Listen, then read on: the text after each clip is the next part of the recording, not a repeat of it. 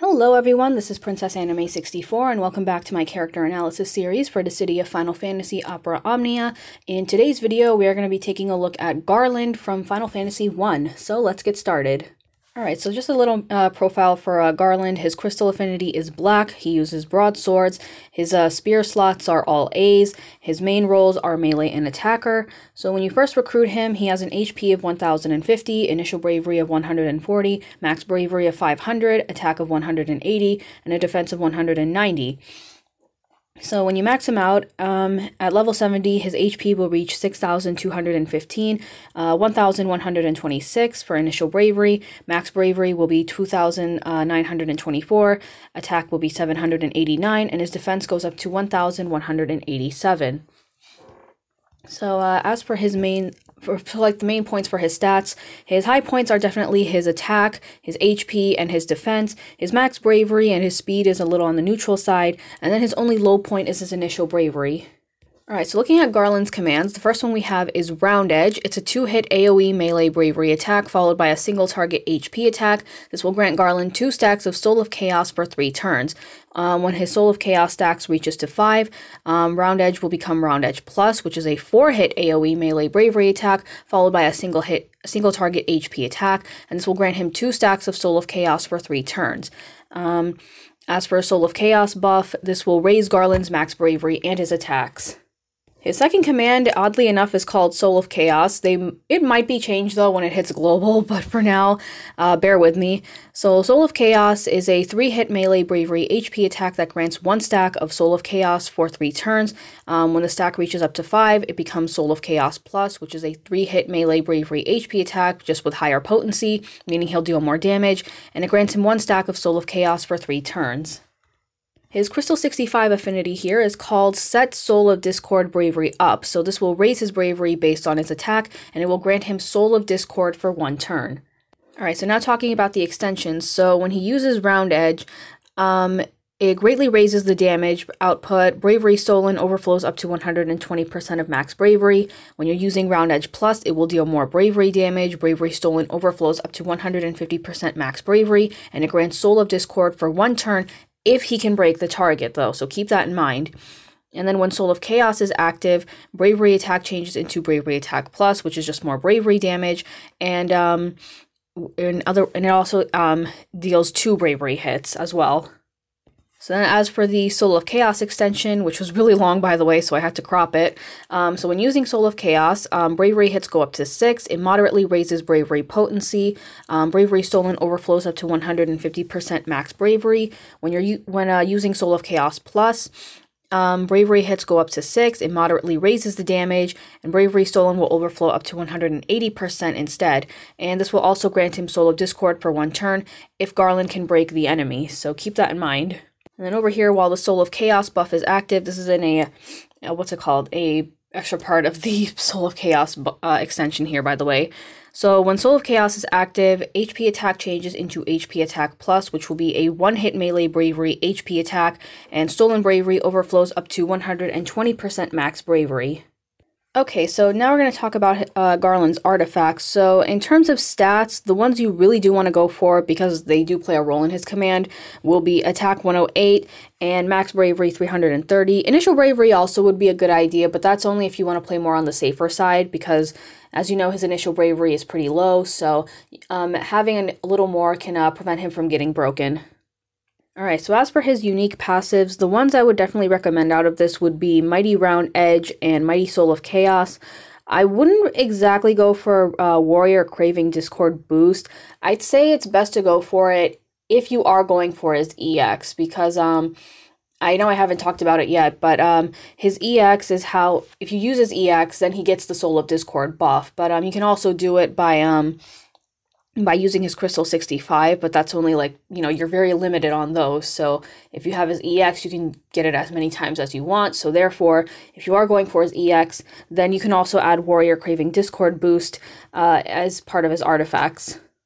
So now we're going to take a look at Garland's weapons. So his 15 CP is called the Rebellion. So this makes it that when you're using Round Edge or its plus variant, it raises the bravery damage, it raises bravery potency, and it moderately raises bravery damage to a single target, and it extends the duration of the Soul of Chaos buff, and it grants him 1 stack of Soul of Chaos. So his 35 CP is called the Chaos Bringer because he has a really big hard-on for Chaos. So when you're using Soul of Chaos or its plus variant, it will raise the bravery potency, it extends the duration of the Soul of Chaos buff, and it grants him an extra stack of Soul of Chaos. Alright, so now we have the big prize on the banner, or one of the big prizes on his banner, which is called the Balmung. This is his EX weapon, and it grants him the ability called Disaster of Chaos. So when he uses this, he starts off by doing a 1-hit melee bravery HP attack, and then he does 2 hits, then he'll do 3, and then he does 4, and then after that he will get the Soul of Discord buff for 1 turn. So what Soul of Discord does is it will raise Garland's attack and his max bravery overflow limit, and it delays the target by 1 turn if the attack lands. As for his 35 CP armor, we have the Dark Helm. This will grant Garland 72 attack and 84 defense. Okay, so now let's talk about the banner that will be featuring Garland's weapons. As you can see from here, Warrior of Light's EX is also featured on this banner, and Sephiroth is also going to will also have his 15 and 35 featured because Warrior of Light and Sephiroth are going to be the synergy characters. Now, I know I was about to say starting with Garland's event, but it's actually starting with Fang's event. There's going to be 2 EXs featured on banners now. So one of them is going to be the new EX, in this case Garland, and the other one is going to be a returning EX, in this case being Warrior of Light. So now you have a chance to either get get a new EX, or you can get a returning one that you couldn't get before. I will say though, if there is let's say that you are going to go for Garland's EX and you don't want Warrior of Light's EX, but you do get it anyways, keep in mind though, his EX is featured on the banner, so try not to get too angry about that. Okay, so now we're going to talk about the boss that will be featured on Garland's event. This is the Colorless Queen. It's an Ultima, the High Seraph type enemy. It has no weaknesses, and it doesn't resist anything, and it has a chase of 40. Okay, so now we're going to talk about the attacks, and before I go any further into this, I will say though, Dissidia database hasn't updated the translations for the Colorless Queen's attacks, so I had to improvise and go over onto Discord to get some help. So I apologize if it's a little hard to see, but try to bear with me and try to keep up with me as I go over the attacks. So the first one we have is Light of Demise. This will raise its bravery if its current bravery is below its initial, and then it follows up with a AoE magic bravery HP attack, and then it mentions sorry about that. It's mentioned that if it's at level 150, it will grant itself a shield. And then we have Redemption and Melee, Redemption and Lunge, which are just standard bravery HP attacks. Holy Wave is an AoE magic bravery attack. Bullet Rain it raises bravery if its current bravery is below initial, and then follows up with a magic bravery HP attack. And then we have Colorless Spear, which again is a magic bravery attack. Continuing on, we have Shadowthorn, a magic bravery attack that lowers initial bravery. Smiling Eerily is where it will raise its attack, its speed, its initial and max bravery, and it reduces bravery damage taken. Smiling Wickedly is just a stronger variant of Smiling Eerily. Then we have Space of Destruction, where it will restrict the summon except for the passives. And then Space of Destruction Plus, it does the same thing, but it can also lower the action delay of the boss, and it has a chance to inflict debuffs on all enemies. Debuffs they range from paralysis, low defense, poison, and low attack. So some alternatives that you can use for this event, for Lost Chapter synergy, Fang, her Lost Chapter recently came back, so you can use her for this event, and if you have her EX, that's great as well. You could use Cloud as well, since he just got his EX+, so you can go ahead and use him for this event.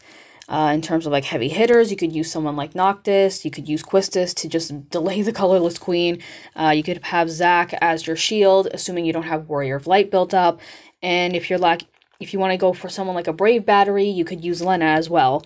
So that covers up everything. Now I'm going to head over to Opera Omnia JP, and I'm going to showcase Garland's commands, so give me a quick second. Okay, so we're back in Opera Omnia JP now. We are on Garland's Lost Chapter. I'm just going to do the final node here. So this is my Garland right here.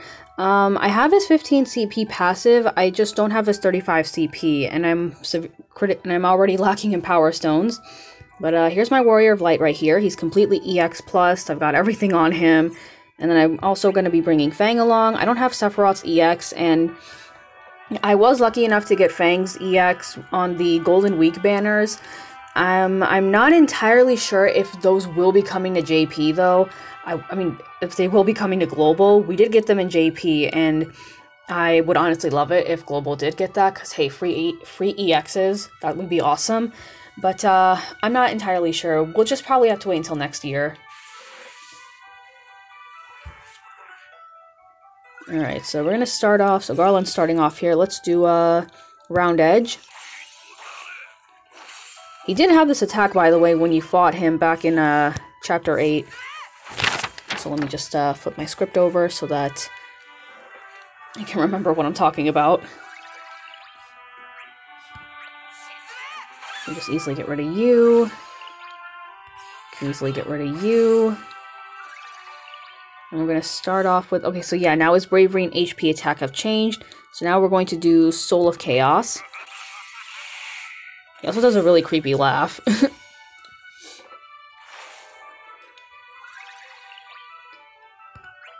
Alright, so I don't really need to worry about this guy. Okay, so we've got about 4. We're going to do another... I'm going to do another... Soul of Chaos here. So yeah, now he's doing more Bravery damage, as you can see. I think I can finish this off. Nice.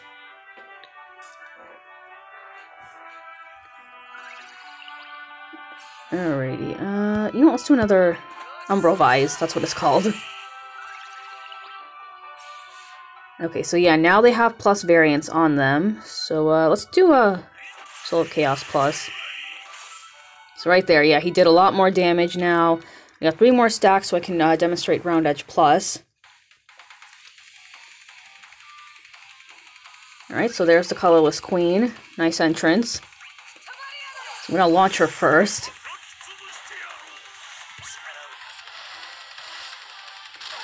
I should also mention, by the time, when Garland comes to Opera Omnia Global, him and Warrior of Light will have EX pluses. Alright, so you're targeting Fang again. Oh, I heard an oven ding. So yeah, so now we can demonstrate the, what was it called? Disaster of Chaos, that's what it was called. And he goes nuts. Like, he does 1 attack, 1 hit, and then 2, then 3, and then 4. So that's kind of nuts. Alright, let's see here. No, there we go. Yeah, that finished it off. Alright, so that completely covers up everything for Garland's event. Thank you guys very much for watching. Be sure to like and subscribe. Let me know if you're going to be going for Garland or Warrior of Light's EX. And I will see you all next time.